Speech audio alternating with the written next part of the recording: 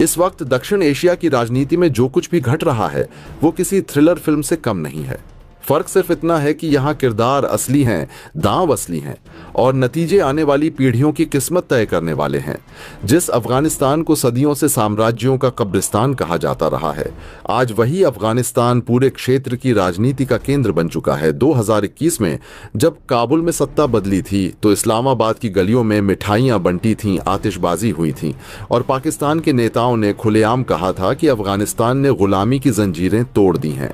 उस वक्त पाकिस्तान को लगा था कि अब काबुल में उसकी मर्जी से चलने वाली सरकार होगी, भारत को वहां से हमेशा के लिए बाहर कर दिया जाएगा और रणनीतिक गहराई का सपना आखिरकार पूरा हो जाएगा। लेकिन राजनीति का सबसे बड़ा सबक यही है कि यहां कोई भी कहानी सीधी रेखा में नहीं चलती।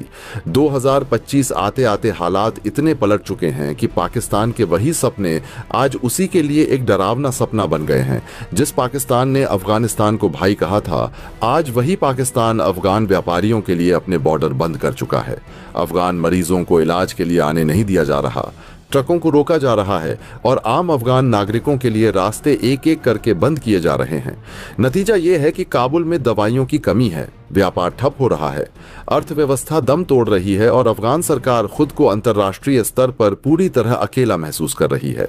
और ऐसे वक्त में जब सारे रास्ते बंद नजर आ रहे हैं, तब अफगानिस्तान की नजरें उम्मीद के साथ सिर्फ एक ही देश की तरफ उठती हैं।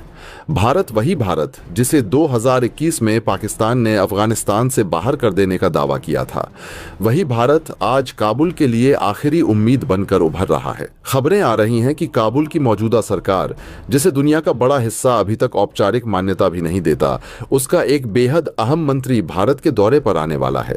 ये कोई सामान्य कूटनीतिक यात्रा नहीं है, ये एक संदेश है, एक सिग्नल है। और अगर गहराई से देखें तो पाकिस्तान की विदेश नीति के ताबूत में आखिरी कील साबित होने वाला कदम है। सवाल यह है कि आखिर ऐसा क्या बदल गया कि अफगानिस्तान, जो कभी पाकिस्तान की परछाई में चलता नजर आता था, आज भारत की तरफ झुक रहा है। जवाब छिपा है पाकिस्तान की अपनी नीतियों में। पाकिस्तान ने हमेशा अफगानिस्तान को एक मोहरे की तरह इस्तेमाल किया, कभी भारत के खिलाफ, कभी पश्चिम के खिलाफ और कभी अपने घरेलू हितों के लिए। लेकिन अफगानिस्तान अब समझ चुका है कि मोहरे बनने का अंजाम क्या होता है। जब पाकिस्तान ने बॉर्डर बंद किए, व्यापार रोका और दबाव की राजनीति शुरू की, तब काबुल को एहसास हुआ कि जिसे वो अपना सबसे करीबी समझ रहा था, वही सबसे पहले संकट में उसका साथ छोड़ रहा है। इसके उलट भारत का ट्रैक रिकॉर्ड अफगानिस्तान में बिल्कुल अलग रहा है।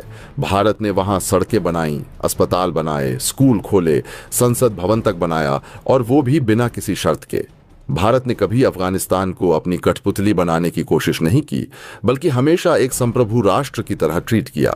यही वजह है कि आज जब अफगानिस्तान को सांस लेने के लिए रास्ता चाहिए, तो उसे भारत सबसे भरोसेमंद विकल्प नजर आता है। इस संभावित दौरे का मतलब सिर्फ इतना नहीं है कि भारत और अफगानिस्तान के बीच बातचीत होगी। इसका मतलब यह है कि काबुल अब इस्लामाबाद की छाया से बाहर निकलकर अपनी अलग पहचान बनाना चाहता है। ये पाकिस्तान के लिए सबसे बड़ा झटका है, क्योंकि जिस अफगानिस्तान को उसने अपनी रणनीतिक गहराई माना था, वही अब उसकी रणनीतिक कमजोरी बनता जा रहा है। अगर भारत और अफगानिस्तान के रिश्ते नए सिरे से मजबूत होते हैं, तो इसका असर सिर्फ काबुल और दिल्ली तक सीमित नहीं रहेगा, बल्कि पूरे दक्षिण एशिया की शक्ति संतुलन की तस्वीर बदल जाएगी। पाकिस्तान पहले से ही आर्थिक संकट से जूझ रहा है, अंतर्राष्ट्रीय स्तर पर अलग थलग पड़ता जा रहा है और अब अफगान मोर्चे पर भी उसका प्रभाव खत्म होता दिख रहा है। यही वजह है कि यह दौरा पाकिस्तान की विदेश नीति के लिए सिर्फ एक झटका नहीं, बल्कि एक चेतावनी है कि दबाव, ब्लैकमेल और बंदूक की राजनीति अब हमेशा काम नहीं आती। भारत के लिए भी ये एक बड़ा मौका है, लेकिन साथ ही बड़ी जिम्मेदारी भी। अफगानिस्तान के साथ रिश्ते सिर्फ रणनीतिक फायदे के लिए नहीं, बल्कि क्षेत्रीय स्थिरता, मानवीय सहायता और दीर्घकालिक शांति के नजरिए से भी बेहद अहम हैं। अगर भारत इस मौके को संतुलन और समझदारी से हैंडल करता है, तो वो न सिर्फ अफगान जनता का भरोसा जीत सकता है, बल्कि पूरे क्षेत्र में एक जिम्मेदार शक्ति के रूप में अपनी छवि और मजबूत कर सकता है। कुल मिलाकर अफगानिस्तान की धरती एक बार फिर साबित कर रही है कि यहाँ जो भी आता है, उसे अपने फैसलों की कीमत चुकानी पड़ती है। पाकिस्तान ने जो बीज 2021 में बोए थे, आज वो उसी की विदेश नीति को निगलने के लिए तैयार खड़े हैं। और इस पूरी कहानी का सबसे दिलचस्प मोड़ यही है कि जिस भारत को बाहर करने का सपना देखा गया था, आज वही भारत अफगानिस्तान के लिए उम्मीद की आखिरी किरण बन चुका है। यही है दक्षिण एशिया की राजनीति का असली भूचाल। अफगानिस्तान के एक तालिबानी मंत्री का भारत आना सिर्फ एक औपचारिक दौरा नहीं है, बल्कि यह दक्षिण एशिया की बदलती कूटनीति का एक बेहद अहम संकेत है, जिसे अगर सतह से नहीं बल्कि गहराई से देखा जाए तो पूरी तस्वीर साफ हो जाती है कि कैसे भारत चुपचाप बिना शोर किए एक ऐसा रणनीतिक खेल खेल रहा है जिसने पाकिस्तान की नींद उड़ा दी है। जिस अफगान स्वास्थ्य मंत्री की भारत यात्रा की खबर ने इस पूरे घटनाक्रम को जन्म दिया है, वह तालिबान की उसी सरकार का हिस्सा हैं जिसे कभी भारत विरोधी माना जाता था, जिसने अपने शुरुआती दिनों में भारत को काफिरों का साथी कहकर निशाना बनाया था। लेकिन आज वही तालिबान भारत के दरवाजे पर दस्तक दे रहा है, और वह भी पाकिस्तान के ऊपर से उड़कर। यह तथ्य अपने आप में एक कूटनीतिक संदेश है, क्योंकि दशकों तक अफगानिस्तान तक पहुंचने का एकमात्र रास्ता पाकिस्तान माना जाता रहा है, और अब उसी पाकिस्तान को बायपास कर भारत और अफगानिस्तान सीधा संवाद स्थापित कर रहे हैं। दरअसल पिछले कुछ महीनों से पाकिस्तान और अफगानिस्तान के रिश्ते तेजी से बिगड़े हैं। पाकिस्तान ने डूरंड लाइन पर सख्ती बढ़ा दी, बॉर्डर लगभग सील कर दिए, ट्रांजिट ट्रेड पर भारी टैक्स लगा दिए और अफगान व्यापारियों को आर्थिक रूप से घुटनों पर लाने की कोशिश की। जिन ट्रकों में फल, सूखे मेवे और अन्य सामान लदा था, वह हफ्तों बॉर्डर पर सड़ता रहा, जिससे अफगान अर्थव्यवस्था को भारी नुकसान हुआ। यही नहीं, जो अफगान नागरिक खासकर मरीज इलाज के लिए पेशावर और लाहौर के अस्पतालों पर निर्भर थे, उन्हें वीजा देने से भी पाकिस्तान ने इनकार कर दिया। यह सब कोई अचानक लिया गया फैसला नहीं था, बल्कि पाकिस्तान की सोची समझी रणनीति थी, जिसका मकसद तालिबान सरकार पर दबाव बनाना था ताकि वह तहरीक-ए-तालिबान पाकिस्तान जैसे संगठनों पर कार्रवाई करे जो अफगानिस्तान की धरती से पाकिस्तान के खिलाफ हमले कर रहे हैं। लेकिन पाकिस्तान शायद यह भूल गया कि दबाव की राजनीति हमेशा उलटा असर भी कर सकती है। तालिबान, जो कभी पाकिस्तान का रणनीतिक मोहरा माना जाता था, अब उसी पाकिस्तान से दूरी बनाने लगा है। तालिबान को यह एहसास हो चुका है कि पाकिस्तान उसे सिर्फ अपने हितों के लिए इस्तेमाल करना चाहता है, जबकि वास्तविक आर्थिक और मानवीय मदद उसे कहीं और से मिल सकती है। और यहीं से भारत की एंट्री होती है। भारत ने अफगानिस्तान में पिछले 2 दशकों में अरबों डॉलर का निवेश किया है, सड़कें, बांध, अस्पताल, संसद भवन तक बनवाया है, और आम अफगान जनता के बीच भारत की छवि आज भी एक मददगार दोस्त की है। तालिबान चाहे जो भी विचारधारा रखता हो, लेकिन उसे भी यह समझ में आ गया है कि भूख, बीमारी और आर्थिक तबाही के सामने विचारधाराएं कमजोर पड़ जाती हैं। ऐसे में एक स्वास्थ्य मंत्री का भारत आना सिर्फ इलाज या मेडिकल सहयोग तक सीमित नहीं है, बल्कि यह संकेत है कि तालिबान भारत से मानवीय सहायता, दवाइयों, ट्रेनिंग और शायद आगे चलकर व्यापारिक सहयोग भी चाहता है। यह वही भारत है जिसने बिना तालिबान सरकार को औपचारिक मान्यता दिए भी अफगानिस्तान को गेहूं, दवाइयां और राहत सामग्री भेजी, और यही व्यवहार तालिबान को भारत की ओर खींच रहा है। अब सवाल उठता है कि इससे पाकिस्तान क्यों घबरा रहा है। दरअसल पाकिस्तान की सबसे बड़ी रणनीतिक ताकत हमेशा यह रही है कि वह अफगानिस्तान को अपने प्रभाव क्षेत्र में रखे और भारत को वहां से दूर रखे। अगर अफगानिस्तान भारत के करीब आता है तो पाकिस्तान खुद को दो तरफा दबाव में महसूस करता है। एक तरफ पूर्व में भारत और दूसरी तरफ पश्चिम में एक ऐसा अफगानिस्तान जो अब आंख मूंद कर पाकिस्तान की बात मानने को तैयार नहीं। यही वजह है कि पाकिस्तान ने अफगानिस्तान के साथ व्यापार बंद कर एक तरह से खुद ही अपने पैर पर कुल्हाड़ी मारी, क्योंकि इससे अफगानिस्तान को तो नुकसान हुआ ही, लेकिन पाकिस्तान की सीमावर्ती अर्थव्यवस्था और व्यापारियों को भी भारी झटका लगा। भारत इस पूरे घटनाक्रम में बिना किसी आक्रामक बयानबाजी के बेहद शांत और सटीक चाल चल रहा है।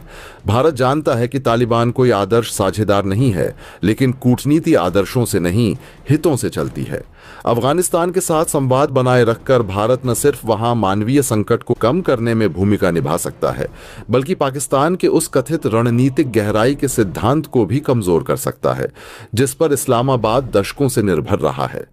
अगर अफगानिस्तान भारत के साथ आर्थिक और मानवीय सहयोग बढ़ाता है तो इसका असर सिर्फ काबुल तक सीमित नहीं रहेगा, बल्कि कश्मीर से लेकर बलूचिस्तान तक इसकी गूंज सुनाई देगी। पाकिस्तान के लिए यह स्थिति इसलिए भी खतरनाक है क्योंकि बलूचिस्तान पहले से ही असंतोष की आग में जल रहा है, और अगर पश्चिमी सीमा पर भी उसे एक दोस्त की जगह एक तटस्थ या भारत के प्रति सकारात्मक रवैया रखने वाला पड़ोसी मिल जाता है तो उसकी रणनीतिक मुश्किलें कई गुना बढ़ जाएंगी। कुल मिलाकर तालिबानी मंत्री की भारत यात्रा एक प्रतीक है उस बदलते भू राजनीतिक समीकरण का, जहां पुराने दोस्त दुश्मन बन दिख रहे हैं और पुराने दुश्मन मजबूरी में नए दोस्त तलाश रहे हैं। यह भारत की उसी कूटनीति का नतीजा है जो शोर नहीं मचाती लेकिन असर गहरा छोड़ती है। और आने वाले समय में यह साफ हो जाएगा कि यह छोटा सा कदम भी सीधा छोटा सा कदम कैसे पूरे क्षेत्र की राजनीति को नई दिशा देने वाला साबित होता है। पाकिस्तान की रणनीतिक भूलों की सूची में अफगानिस्तान को लेकर की गई हालिया नाकेबंदी एक ऐसा अध्याय बन गई है जिसने न सिर्फ इस्लामाबाद की सीमित सोच को उजागर किया बल्कि नई दिल्ली की दीर्घकालिक चाणक्य नीति को भी पूरी दुनिया के सामने रख दिया।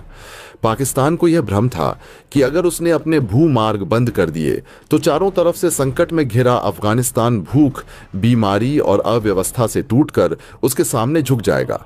लेकिन यहीं पर उसने नए भारत को कम आंकने की ऐतिहासिक गलती कर दी। जैसे ही पाकिस्तान ने दरवाजे बंद किए, भारत ने अपनी खिड़कियां खोल दी। ये वही रणनीति है जिसे कौटिल्य ने सदियों पहले कहा था, जब आपका शत्रु स्वयं गलती कर रहा हो तो उसे रोको मत, बल्कि उसकी भूल को अपने पक्ष में मोड़ दो। आज अफगानिस्तान जिस मानवीय संकट से गुजर रहा है उसमें स्वास्थ्य सेवाएं सबसे कमजोर कड़ी बन चुकी हैं।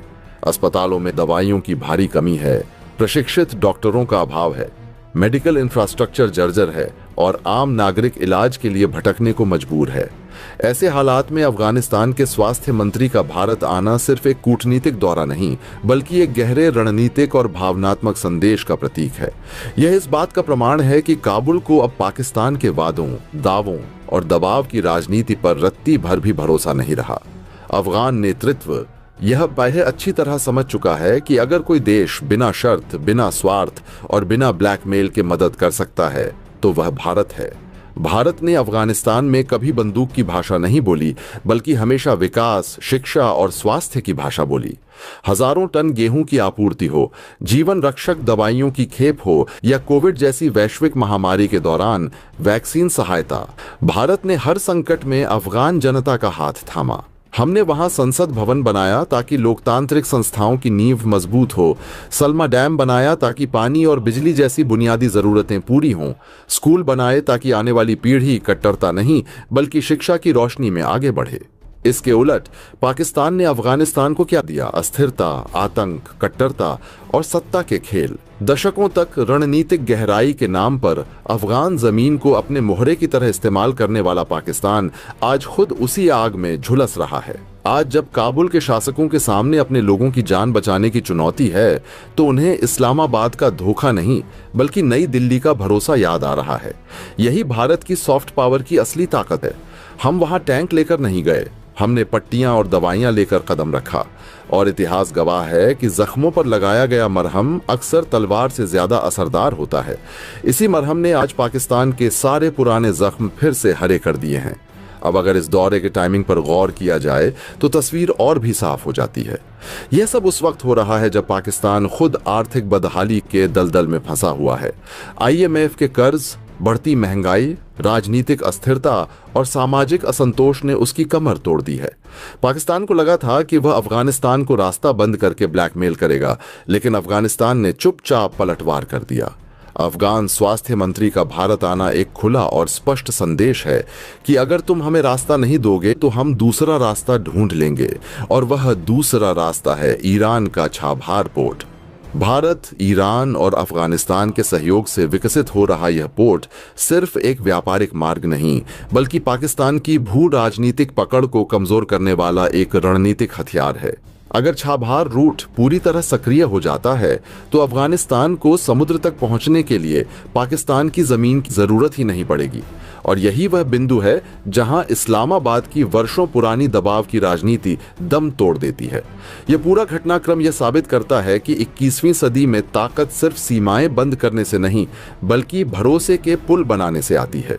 भारत ने अफगानिस्तान में भरोसे का ऐसा ही पुल बनाया है जिस पर चलकर आज काबुल नई दिल्ली तक पहुंच रहा है, और पाकिस्तान सिर्फ यह देख पा रहा है कि उसकी चालें कैसे उलटी पड़ रही हैं।